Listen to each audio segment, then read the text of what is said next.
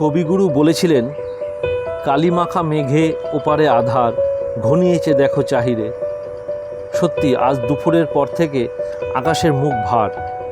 বৃষ্টি নামব মনে হয় আর কিছুক্ষণের ভেতরেই। অনেক দিন ধরে ভাবছি 2-3 দিনের জন্য কাজ থেকে ছুটি নেব। অনেক দিন ধরে একঘেয়ে কাজ করে যাচ্ছি, আর ভালো লাগছে না। মেঘলা আকাশের দিকে তাকিয়ে এইসব ভাবছি। এর ভিতর ফোনটা হঠাৎ বেজে উঠল। ফোন কানে দিয়ে হ্যালো বলতেই উল্টো দিক থেকে একটা পরিচিত কণ্ঠ ভেসে এলো। তন্ময় আমার ছোটবেলার বন্ধু। অনেক দিন পর তন্ময়ের সাথে কথা বলতে পেরে খুব ভালো লাগলো। এই মেঘলা দুপুরে দুই বন্ধু মিলে অনেকক্ষণ অনেক গল্প করলাম। তা অনেক গল্প করার পরে তন্ময় আমায় বলল যে, দেখ, তোকে একটা কথা বলবো। আমি বললাম, হ্যাঁ বল। তন্ময় বলল, তুই আমার সাথে 2-3 দিনের জন্য আমার মামা বাড়ি যেতে পারবি? আমারও 2-3 দিনের ছুটি দরকার ছিল। আমি বললাম, হ্যাঁ পারবো। কোথায় তোর মামা বাড়ি? তন্ময় বলল, আমার মামা বাড়ি হচ্ছে মুর্শিদাবাদ জেলায় করিমপুরে। সেখানে কদিন ধরে একটা ঘটনা ঘটছে, তাই মামা আমাকে বারবার করে যেতে বলেছে। আমি একা যেতে সাহস পাচ্ছি না, তাই তোকে বলছি আমার সাথে যেতে। আমি বললাম, হ্যাঁ নিশ্চয়ই যাব, কিন্তু ঘটনাটা কি ঘটছে আগে সেটা বল। তন্ময় বলল যে, আমার মামার একটা পোলট্রি ফার্ম আছে। কদিন ধরে মুরগির খাঁচা থেকে 1-2 করে মুরগি পাওয়া যাচ্ছে না। এটা 2-1 দিন পরপরই হচ্ছে। মুরগির খাঁচার নতুন নেট বসিয়েছে, গেটে তালাও দিয়েছে, কিন্তু প্রায় মুরগি চুরি হচ্ছে। মামার ধারণা হয়তো সাপে নিচ্ছে, কিন্তু ওই ছোট নেট দিয়ে সাপ ঢুকবে কি করে? তাই আমাকে একটু যেতে বলেছে। তুই যাবি আমার সঙ্গে? আমি জানি যে তোর সাপ সম্পর্কে ভালো ধারণা আছে, তাই তোকে বলছি। সাপ ধরতে হবে এটা শুনলেই আমার মনটা নেচে ওঠে। সঙ্গে সঙ্গে আমি যাবার জন্য রাজি হয়ে গেলাম। ঠিক হলো, কাল মঙ্গলবার সকাল 8টার সময় শিয়ালদা থেকে আমরা ট্রেনে উঠব। আগের দিন মানে সোমবার রাতেই আমার ব্যাগে টুকটাক জিনিস, যেমন টর্চ লাইট, একটা ফোল্ডিং লাঠি, ছোট একটা ছুরি, মোবাইলের চার্জার, মোবাইল, এইসব ছোটোখাটো জিনিস সব কিছু গুছিয়ে নিলাম। পরদিন যাবার সময় আমরা 2 বন্ধু ট্রেনে উঠে বসলাম মুর্শিদাবাদের উদ্দেশ্যে। যাওয়ার পথে আমাদের অনেক আলোচনা হলো কিভাবে আমরা এই সমস্যার সমাধান করব সেই নিয়ে। ঠিক সময় আমরা পৌঁছে গেলাম তন্ময়ের মামাবাড়ি। তন্ময়ের মামাবাড়িটা একটু গ্রামের ভেতরে। মামাবাড়ির উঠোনটা খুব বড়। উঠোনের একপাশে টিনের চালের ঘর, আর উল্টো দিকে একটা উঁচু মাটির ঢিপি, তার উপরে বিশাল বড় মুরগির খাঁচা।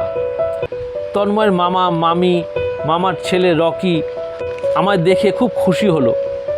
সেই দিন খাওয়া দাওয়াটাও খুব দারুণ জমিয়ে হয়েছিল।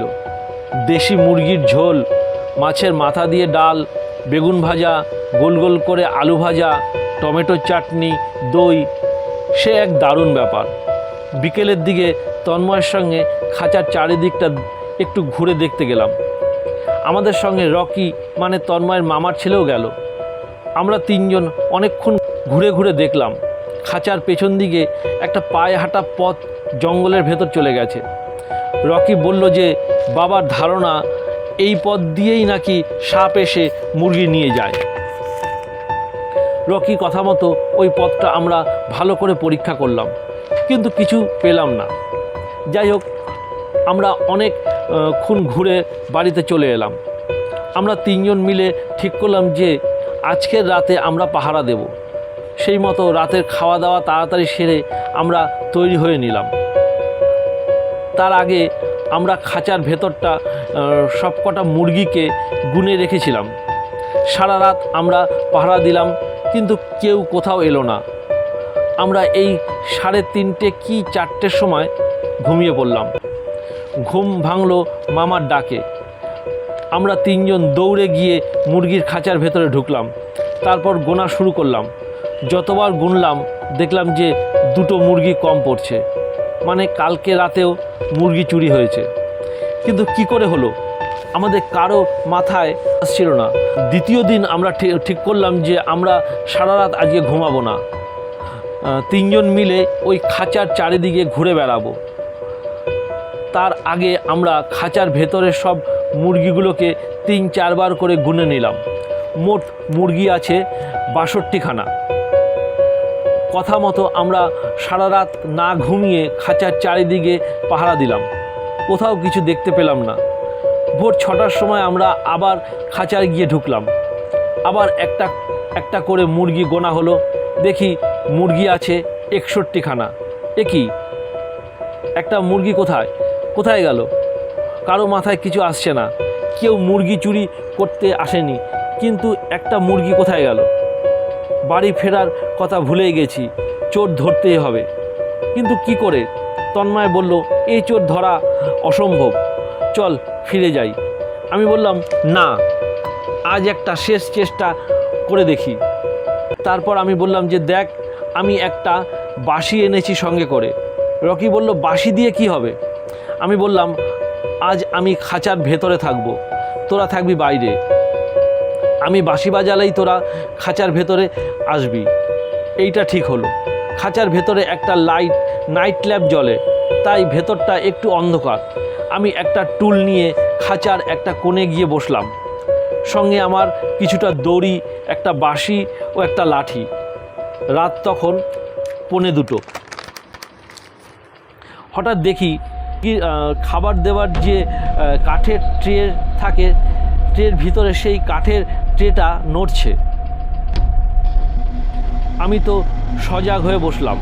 দেখি ট্রেটা আস্তে আস্তে সরে যাচ্ছে, আর ট্রের নিচে একটা গর্ত। কিছুক্ষণ পরে সেই গর্ত দিয়ে বেরিয়ে আসলো কালো সরু দুটো হাত। আস্তে আস্তে বেরিয়ে আসলো পুরো বডিটা। এটা কি মানুষ? মাথাটা ছোট, একটাও চুল নেই, গায়ের রং কালো জামের মতো, কালো কুচকুচে আর চকচকে। হাত পাগুলো লাঠির মতো সরু, হাতে বড় বড় নখ, আর যে জিভটা মাঝে মাঝে বাইরে আসছে সেটা সরু আর মাঝখান থেকে চেরা, ঠিক সাপের মতো। আমি এক দৃষ্টিতে তাকিয়ে আছি ওর দিকে। তারপর দেখি খপ করে 2 হাতে দুটো মুরগির গলা চেপে ধরলো। মুরগি দুটো কোনো শব্দ করতে পারলো না। অন্ধকারে ও আমাকে দেখতে পেল না। তারপর যে পথে এসেছিল সেই পথ দিয়েই চলে যেতে লাগলো। প্রথমে ঢুকলো মাথা, তারপর বডি, শেষে পা দিয়ে ওই কাঠের ট্রেটা ওই গর্তের উপরে টেনে দিতে লাগলো। এবার আমি লাফিয়ে পড়ে ওর ওই কাঠির মতো পা দুটোকে চেপে ধরলাম আর গায়ের জোরে বাঁশি বাজাতে লাগলাম। বাঁশির শব্দ শুনে তন্ময় আর ওর ভাই দৌড়ে এলো। তারপর তিনজন মিলে পা ধরে টেনে ওটাকে বাইরে নিয়ে আসলাম। আমরা 3জন মিলে ওর সাথে পেরে উঠছিলাম না, এত শক্তি ওর গায়ে। আমরা 3জন মিলে যখন ওকে বাগে আনার চেষ্টা করছি, ঠিক তখনই রকি মানে তন্ময়ের ভাইয়ের হাতের উপরে একটা থাবা বসিয়ে দিল। রকির হাত থেকে গল গল করে রক্ত বেরিয়ে পড়ল। তারপর চিৎকার চেঁচামেচি শুনে মামা, মামি ও পাড়ার অনেক লোকজন ছুটে এলো। সবাই মিলে ওকে ধরে গাছের সাথে বাঁধা হলো। সবাই দেখে তো অবাক, এটা আবার কি, মানুষ না সাপ, কি এটা? সকাল হবার পরে পুলিশ ডাকা হলো। পুলিশ এসেও তো অবাক, এটা আবার কি? তারপর খুব সাবধানে ওর হাত মুখ ভালো করে বাঁধা হলো। পুলিশ বলল যে ওকে কলকাতায় পাঠানো হবে পরীক্ষার জন্য, যে এটা কি ধরনের প্রাণী বা এটা কি কোনো রোগ। যাই হোক, তারপর আমরাও ফিরে আসলাম। এই ঘটনার 2 মাস পর তন্ময় আবার আমাকে ফোন করে বলল, জানিস, রকিকে খুঁজে পাওয়া যাচ্ছে না। ওর হাতে যে জায়গাটা নখ লেগে কেটে গিয়েছিল সেই জায়গায় ইনফেকশন হয়ে গিয়েছিল। তারপর থেকে রকি ওই মুরগির খাঁচার পাশে গিয়ে বসে থাকতো। তারপর একদিন দেখা যায় রকিকে আর পাওয়া যাচ্ছে না, কোথায় গেল কেউ জানে না। এর থেকেও আরও একটা আশ্চর্যের কথা আছে। আমি বললাম, সেটা আবার কি? তন্ময় বলল, পাশের গ্রামে আবার এক বাড়িতে মুরগির খাঁচা থেকে মুরগি চুরি হয়েছে, আর সেই খাঁচার পাশে পড়ে আছে রকির 2টো জুতো।